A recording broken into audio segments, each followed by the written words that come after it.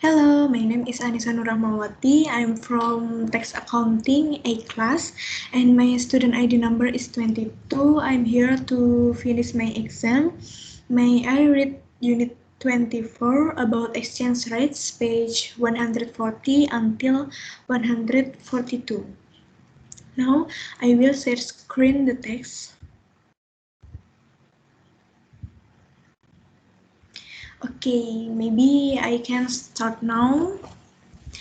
Exchange rates. Point A.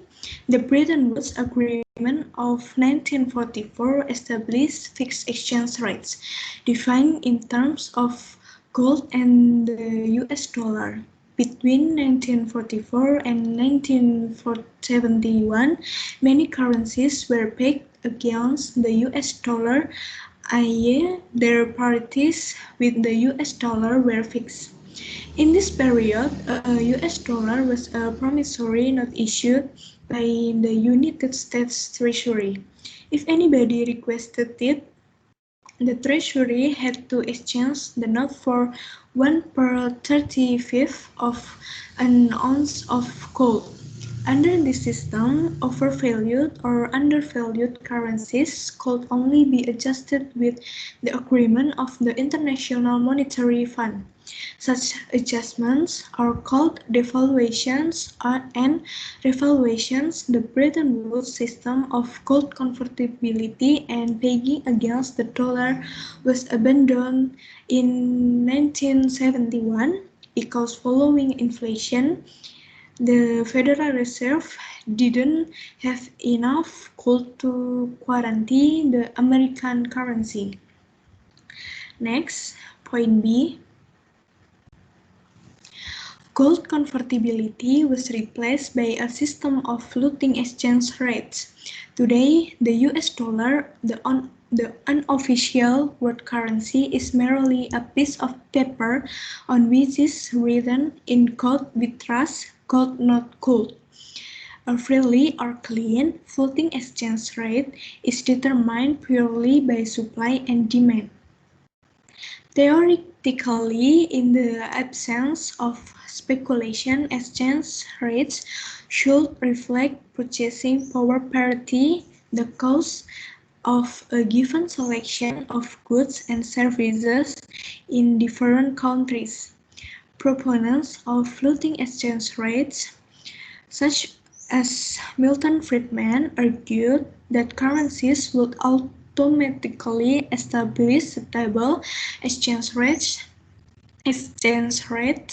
which would reflect economic realities more precisely than calculation by central bank officials. Yet they underestimated the impact of speculation and the fact that companies and investors frequently follow short-term money market trends even if these are contrary to their own long-term interests. Next, point C. In the late 1970s and early 1980s, the American, British, and other governments deregulated their financial systems and abolished all exchange controls. Residents in these countries are now able to exchange any amount of their currency for any other convertible currency.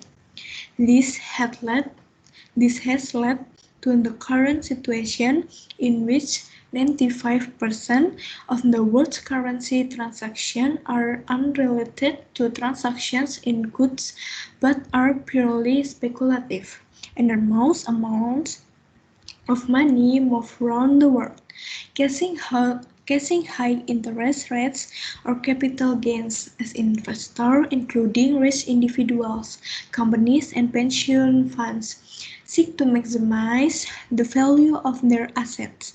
In London alone, in the late 1990s, over $300 billion worth of currency was traded on an average day, the equivalent of about $3 30% of the value of the goods Britain produces each year.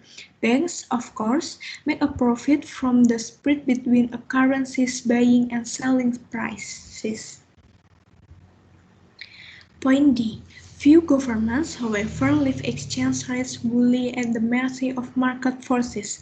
Most of them attempt to influence the level of their currency when necessary. Managed or dirty floating exchange rates are more common than freely floating ones. For example, in the 1980s, most Western European governments joined the EMS, European Monetary System, which established parties between member currencies. There was also an exchange rate mechanism, or ERM. If the rate diverged by more than plus or minus 2/4% from the central party, central banks had to intervene in exchange markets, buying or selling, in order to increase or decrease the value of their currency. Next, point E. Yet international speculators can be more powerful than governments.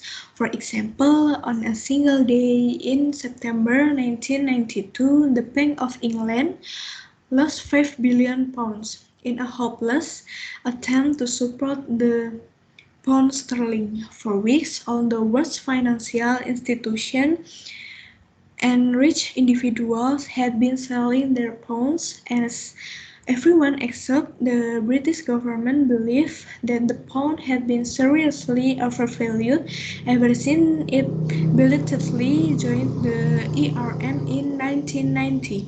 When the British Central Bank ran out of reserves and could no longer buy pounds, the currency was withdrawn from the ERM and allowed to float, instantly losing about 19% of its value against the D-mark. The next year, speculators attacked 5 other European currencies, and the European monetary system was suspended. It was later reintroduced in a looser form. Next, point F. Many manufacturers are in favor of fixed exchange rates or a single currency, although it is possible to some extent to hedge against currency fluctuations by way of futures contracts. Forward planning is difficult when the price of raw materials bought from abroad or the price of your products in export markets can rise or fall by 50% in only a few months. Since exchange controls were abolished, currencies including the US dollar and the pound sterling have in turn appreciated by up to 100% and then depreciated by more than 50% against the currencies of major trading partners. Okay, next, the last point, point G. Pressure from industrialists and governments led to the introduction of the euro. 12 countries fixed their exchange rates against the new currency, and beginning in 1999, the new currency was used as a means of payment between companies and in foreign trade, and bonds were denominated in it. The euro came into existence as a real currency in 2002, when the old notes and coins in the 12 member countries were withdrawn. Okay,